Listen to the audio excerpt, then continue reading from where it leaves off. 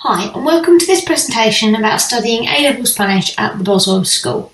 In this presentation, I'm going to let you know about the course, how it's different to GCSE Spanish, and the kinds of things you can expect from us if you choose to join. Next, I'm going to give you an overview of the course. I'll try to highlight the similarities and differences between GCSE and A-level, and talk to you a little bit about how you're assessed at the end of the course. The first place where things are very different to GCSE is with the topics that are studied. Although we begin with the family topic, it is not at all like how you would have previously studied family in Spanish. We'll look at the makeup of the family and how things have changed, the responsibilities of parents and grandparents, the age at which children leave home. We also look at the role of Catholicism in Spain and the changing role of marriage within the family, including the legalisation of homosexual marriage. As you can already see, things are quite different to GCSE. Other topics include technology, festivals and traditions, immigration and racism. There's lots to discuss and you'll form opinions on things you've maybe not even considered in English before. In terms of the skills that you'll develop and be assessed on, these are the same core language skills that you know from GCSE. You'll be assessed on your ability to recognise language that you hear and read, your ability to write, and your ability to speak in Spanish. The reading and listening are similar to GCSE in that some of the questions require a written response and others are multiple choice, but it steps up a little in terms of the length of the text you're asked to work with. Because of this, you'll have control of the recording yourselves during the listening exam and you can start and stop as you please. I'll show you some examples of the assessment material over the coming slides. Paper 1 is the listening and reading paper. On this paper, you'll be tested on your ability to translate from English to Spanish and from Spanish to English as well. These texts are always based on the topics you've been studying and use a range of grammar that you should be confident with by then.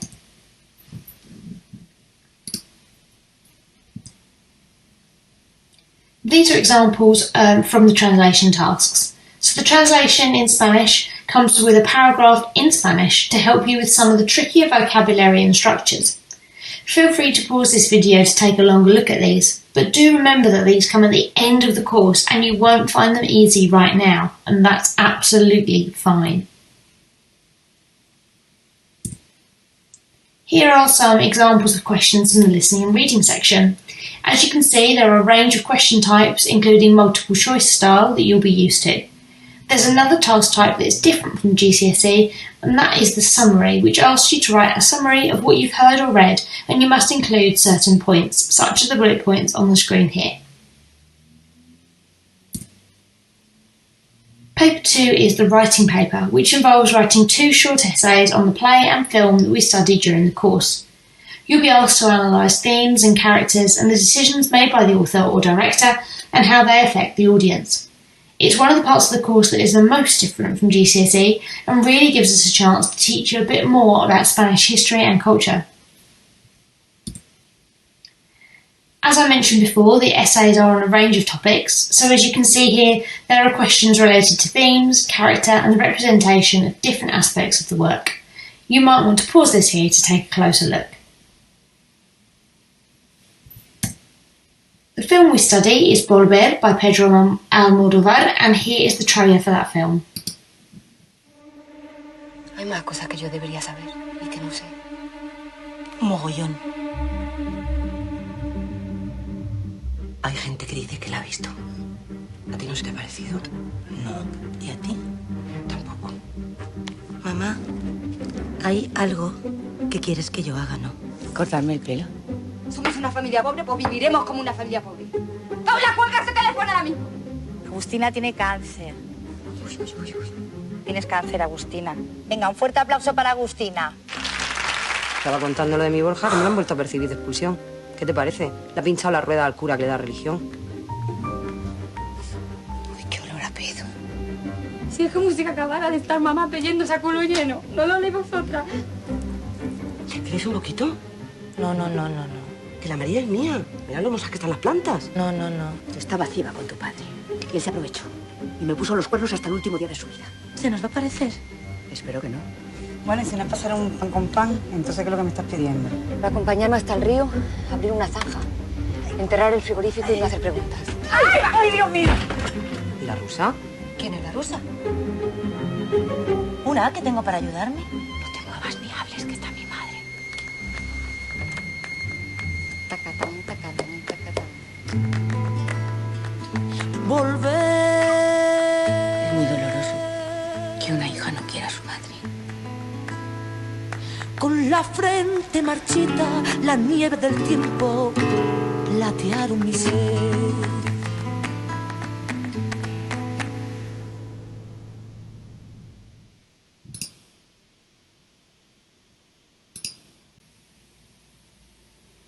And the play we look at is La Casa de Bernarda Alba by the very famous Federico Garcia Lorca. The final part of the assessment is the speaking. Now this is made up of 2 parts, which I will explain. The first is a 5-minute conversation about a stimulus card, such as the one on screen. The card will be on one of the topics you've studied and will include some information for you to read. The conversation that follows will begin with the questions that are printed on the card and then continue as a discussion of the wider theme. As you can see, this card is about equality for parents. There's some text there, and the questions ask for your reaction to the information you're presented with, and some questions that get you to show your knowledge of the Spanish-speaking world. One of the most exciting aspects of the course is the opportunity to complete a research project on any aspect of the Spanish-speaking world that you are interested in. The idea is to find something that you can find out a lot about and that you can analyse and evaluate. Topics for past students have included things such as the Arabic influence on Spain, the role of certain political or famous figures, the importance of the tango in modern-day Argentina, the continuing need for gender equality in Spain, Rafael Nadal's contribution to charity work, the positive impact of football on Spanish society, and many other things.